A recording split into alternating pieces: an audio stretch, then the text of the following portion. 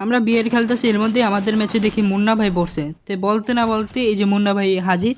তো আমরা কি মুন্না ভাইকে মারতে পারছিলাম? চলেন এর আগে কিছু ক্লিপ দেখে আসি। এই যে আমি এখানে নামতেছি, এর মধ্যে এই ভিতরে একটা এনিমি, তো তাকে সুন্দর একটা ওয়ান টেপ দিয়ে ডাউন, তাকে ক্লিয়ার করে দেই।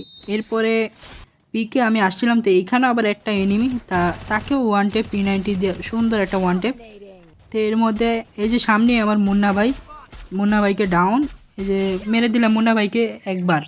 এর মধ্যে এই যে এইখানে সামনে মুন্না ভাই আমাকে ডাউন করছে, তা আমার টিমমেট কি রিভাইভ দিতেছে, এর মধ্যে আবার ডাউন করে দিছে।